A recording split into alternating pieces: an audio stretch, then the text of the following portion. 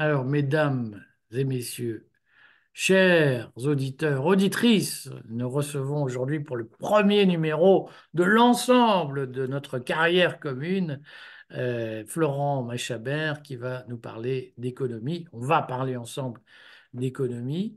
On souhaite que ce rendez-vous soit hebdomadaire.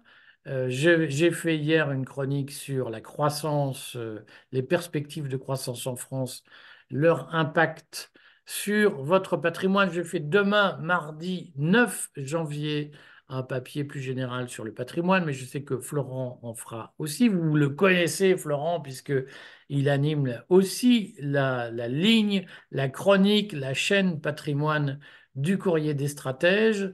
Et nous allons ensemble évoquer les perspectives de croissance pour 2024.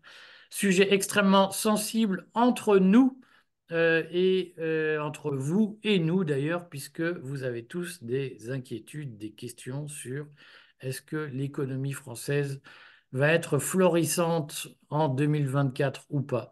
Alors déjà, Florent, je te vois sourire. Qu'est-ce que tu peux nous dire globalement sur ce sujet? Alors, bonjour à tous.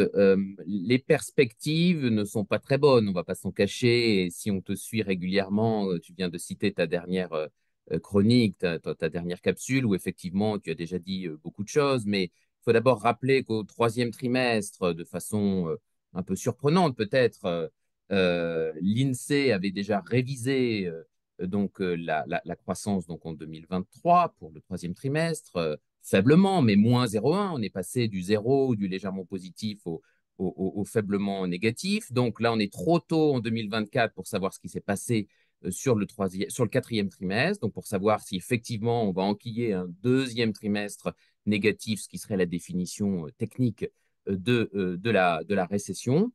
Ce qui est On sûr, rappelle, c'est que... excuse-moi, je te coupe, Oui, mais on oui, rappelle pour les néophytes, parce qu'on s'adresse aussi à beaucoup de néophytes, que la récession, techniquement, c'est 2 trimestres de suite en croissance négative.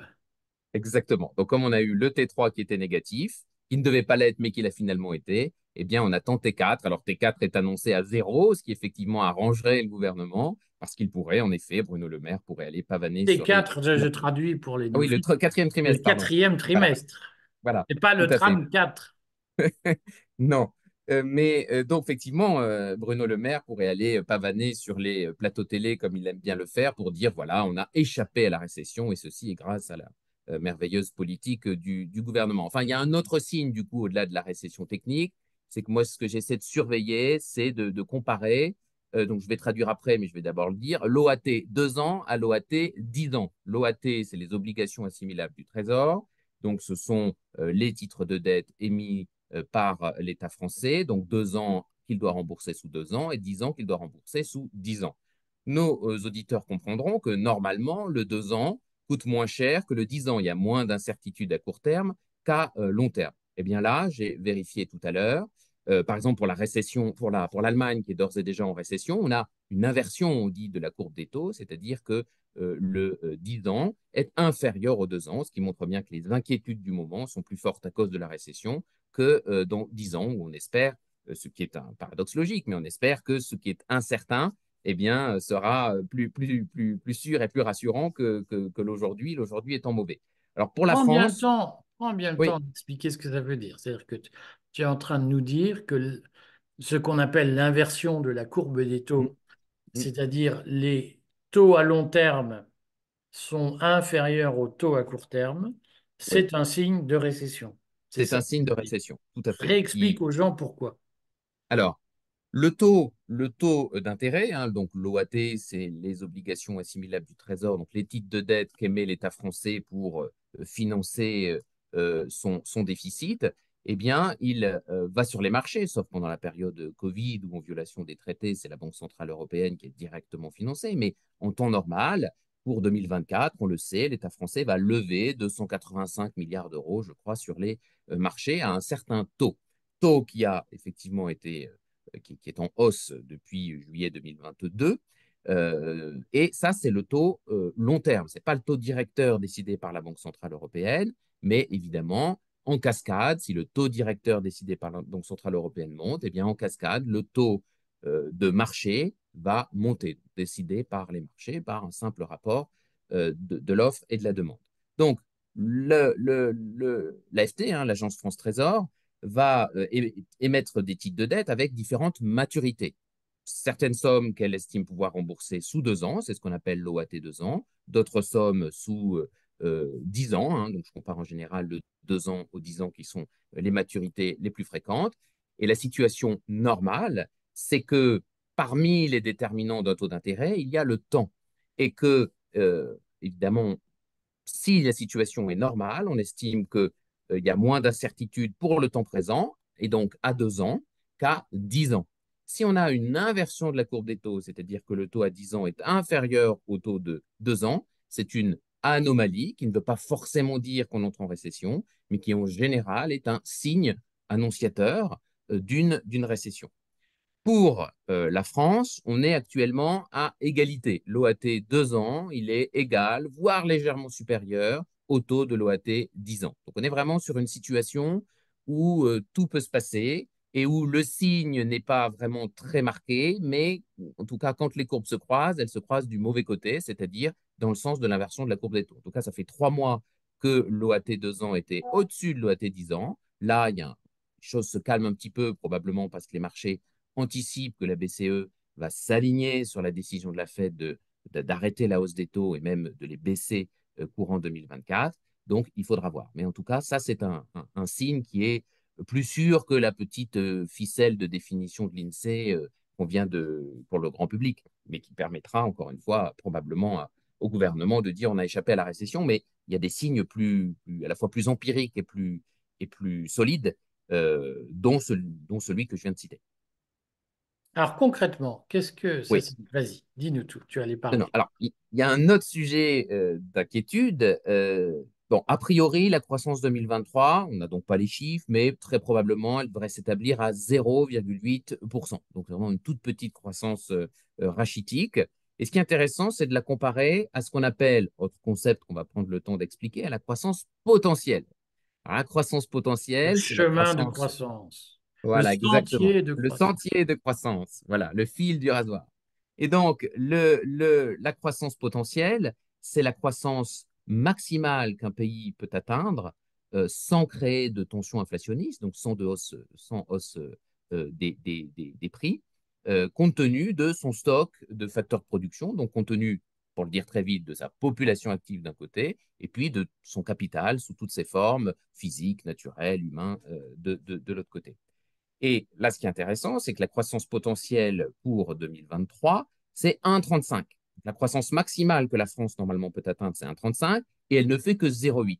Et ça, c'est un autre signe, hein, c'est un écart de production qui est négatif. Et ça, c'est en général annonciateur aussi d'une hausse du chômage. Alors, c'est plus qu'annonciateur, parce que quand on regarde les chiffres du chômage, les vrais chiffres, comme je dis, c'est-à-dire qu'on prend toutes les catégories de l'INSEE, A, B, C, D, E, et non pas que A pour des artifices de communication, ben, en Alors, il fait, faut que depuis. tu prennes le temps Oui, d'expliquer la différence. Là, catégorie. tu t'es lancé dans une explication infernale. C'est quoi la différence entre A, B, C, D et E? Alors, pour le dire vite, le A, ce sont les actifs totalement inoccupés. Et puis, les catégories B, C, D, E. Alors, il y a des nuances entre elles, mais on a des chômeurs. C'est tout ce qu'on appelle le halo du chômage, donc des chômeurs partiels. Il y a ceux qui ont travaillé moins de 78 heures par mois. Voilà, les différentes Donc, il n'y a pas variantes. Il y a que ceux qui les sont actifs. chômeurs indemnisés, Voilà, et il y a aussi exactement. les chômeurs non indemnisés ou Voilà. partiellement indemnisés. Dispensés de recherche d'emploi, en création d'entreprise, il y a toutes ces variantes. Et ça constitue un stock BCDE qui fait soudainement passer d'à peu près 2 millions de chômeurs catégorie A, France entière, donc métropole incluse, à 6,2 millions si on fait ABCDE. Et ce qu'on observe sur cet indicateur, donc ABCDE, donc chiffre INSEE, c'est que depuis juin 2023, pardon, donc depuis 6 mois, on a déjà une hausse du chômage, toutes catégories confondues, de l'ordre de 90 000, 100 000 actifs inoccupés de plus. Donc, ça y est, le chômage augmente. Et ce n'est pas étonnant, hein, compte tenu de ce que je viens d'expliquer, cette croissance effective, cette croissance réelle, là, dont on attend encore le chiffre officiel, 0,8%, qui est durablement inférieure à ce qu'elle pourrait faire. Donc, en fait, on a une sous-exploitation de la main-d'œuvre, ce qui est une définition possible du chômage. Donc, c'est vraiment, on est dans la dissonance cognitive dont tu aimes t'en parler totale. On a d'un côté un gouvernement qui se donne pour objectif 2027 le plein emploi, si j'écoute Emmanuel Macron, et de l'autre côté, on a ces chiffres du chômage qui, quand on les regarde sérieusement, quand on les analyse, eh bien, sont mauvais. Et selon toute probabilité, continueront à être mauvais puisque la tendance des faillites d'entreprises est très mal orientée aussi. J'ai vu que les PGE étaient à nouveau rééchelonnés. Donc, ça montre bien que la capacité de Donc les remboursement PGE, moyenne les prêts garantis par l'État, qui sont des prêts qui ont été accordés au moment du Covid aux exactement. entreprises pour réparer le prix du confinement. Voilà. Pour C'est- remplacer du chiffre d'affaires par de la dette. Voilà.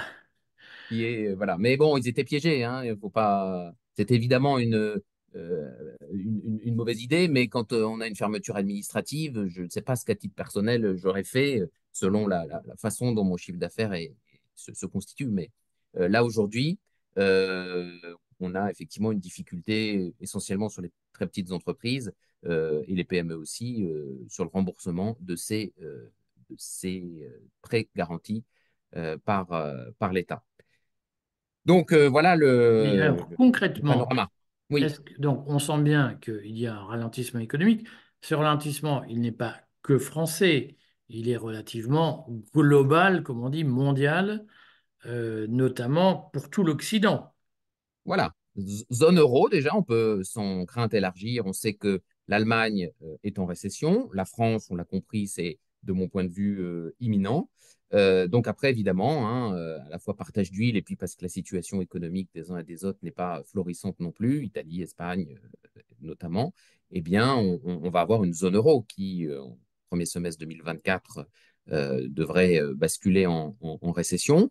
Les États-Unis, étonnamment, tirent leur épingle du jeu.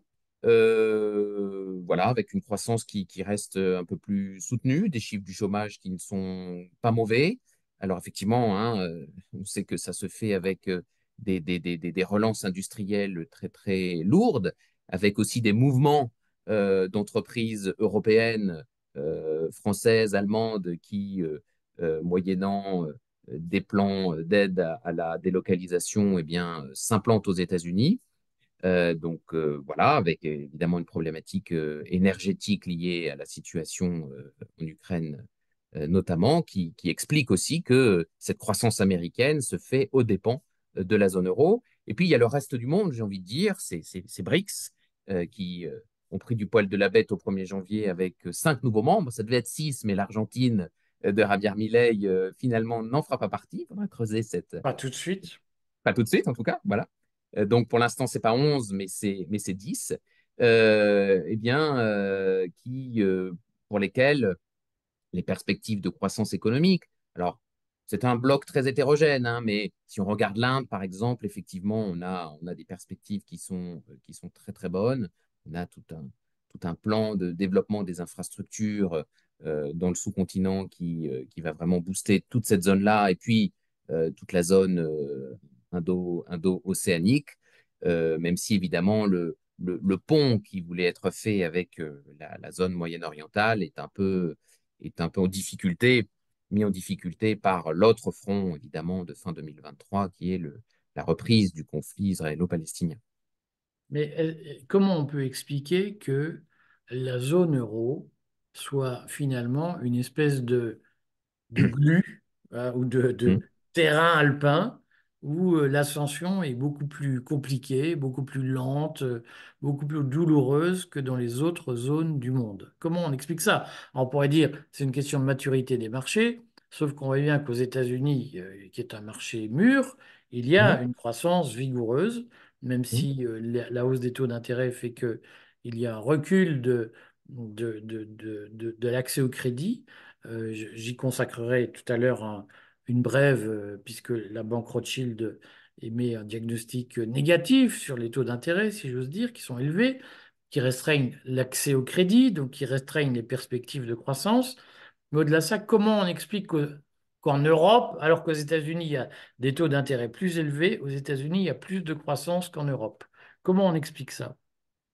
Moi, je vois deux explications. D'abord, je vois le boulet de la monnaie unique ou de la monnaie commune, donc le boulet de l'euro dont on parle beaucoup, mais dont on parle trop peu dans le contexte des élections européennes, mais prenons-nous en main, on parle beaucoup. Donc, il y a Prenons-nous il y en a main et la liste que le courrier des voilà. stratèges accompagne.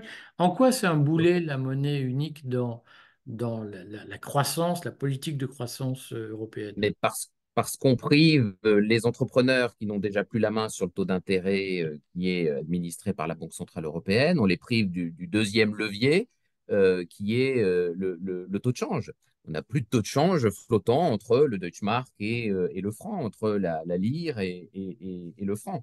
Et donc, ce qu'il faut que nos auditeurs comprennent, c'est que le taux d'intérêt, ça permet d'arbitrer dans le temps, et le taux de change, ça permettait avant 2000 d'arbitrer dans l'espace. Est-ce que je délocalise en Allemagne? Est-ce que je produis en France, en Suisse ou en Italie ou aux États-Unis? Donc, lorsqu'on prive un entrepreneur d'une part du taux d'intérêt avec une politique monétaire centralisée par la banque, par la BCE, et on le prive ensuite de cet outil indispensable qu'est le taux de change, hein, qui est un taux de change flottant, eh bien, on a une logique de désindustrialisation. Et on a vu que l'Allemagne, elle, l'euro étant plutôt taillé pour elle, a pu, avant l'épisode ukrainien, eh bien, a pu développer son industrie. Nous, on a fait moins 5% à peu près depuis 2000, mais l'Italie et l'Espagne ont fait moins 15, moins 20. Voilà.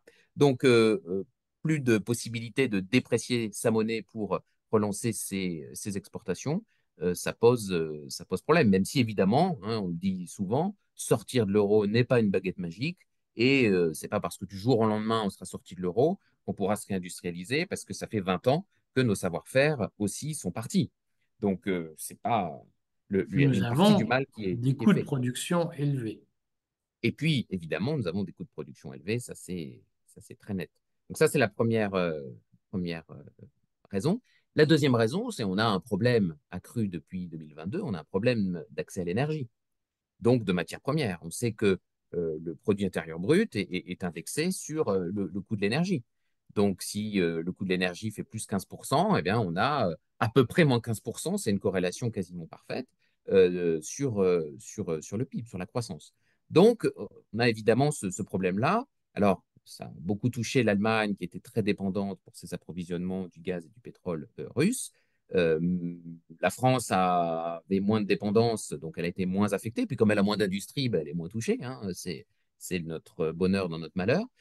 Mais pour moi, quand on compare aux autres zones, notamment les États-Unis ou de l'autre côté les BRICS, ben on a cette logique monétaire qui est différente, donc le rapport au taux de change, et puis le rapport aux matières premières euh, qui est différent. Soit comme la Russie, on a plein de matières premières, soit comme l'Inde ou la Chine, on a désormais un accès privilégié aux matières premières, notamment russes. Donc, ce sont les deux facteurs principaux que j'identifie, parmi évidemment une, un panel de facteurs qui est plus large, mais ce sont à mon avis les deux qui pèsent le plus. Et puis, Bon, oui, non, vas-y, non, vas-y. non, non, non, je voulais donner aussi un autre indicateur, un autre sujet d'inquiétude, à l'heure où Bruno Le Maire nous dit que l'inflation alimentaire va baisser ou monter, enfin, on ne sait plus. Eh bien, c'est l'indice des prix à la production, donc cet indicateur avancé de l'indice des prix à la consommation, donc l'inflation, la hausse des prix que vont subir les ménages. Il repart à la hausse, là, en ce début d'année, enfin, fin 2023. Il est légèrement reparti à la hausse. Donc ça nous annonce un indice des prix à la consommation qui, dans le meilleur des cas, va se stabiliser à haut niveau, voire va rebondir. Donc, dire que l'inflation est terminée, non. Donc, on est vraiment dans le pire des scénarios où on a à la fois une récession et de l'inflation. Ça, normalement, c'est très mauvais pour les marchés. Mais on a une petite chance en France, c'est que le CAC 40, il n'a quasiment rien à voir avec la France. Le CAC 40, il produit et il vend partout dans le monde. Quand on achète, je ne sais pas moi, ce ne sont pas des conseils, mais quand on achète du Schneider, du LVMH ou je sais pas quoi, moi, du Michelin, même si les actions sont libellées en euros, on sent bien qu'on achète la croissance mondiale qui se fait à 30, à 40, à 50, à 60% en dehors de la zone euro. Il n'y a plus que le siège social hein, de ces sociétés quasiment qui sont en France, à peu près. Enfin, ça Bon. dépendait.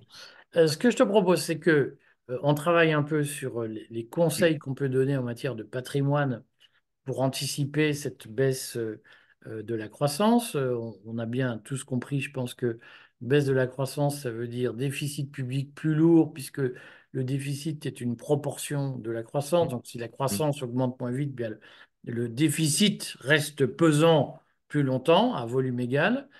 mm, Idem pour la dette. Si mm, la croissance ralentit, eh bien, la dette reste pesante, plus pesante mm, que si la croissance augmentait. On sent bien qu'il va y avoir des tensions sur les finances publiques. Ce que je te suggère, c'est que on travaille chacun de notre côté pour dire ce qu'on en pense sur nos chaînes patrimoine. On rappelle leur existence, notamment sur YouTube et pour les abonnés du Courrier des Stratèges. J'aimerais que la semaine prochaine, on fasse un numéro sur les mesures prises par Javier Milei depuis son accession au pouvoir il y a un mois maintenant, ou presque un mois, en Argentine et qu'ensuite on continue en réfléchissant sur les perspectives de la zone euro. En es-tu d'accord, Florent? C'est parfait. Bon, eh bien écoute, on C'est fait très comme clair. ça, on se donne rendez-vous à la même heure lundi prochain. À bientôt, Florent. Merci.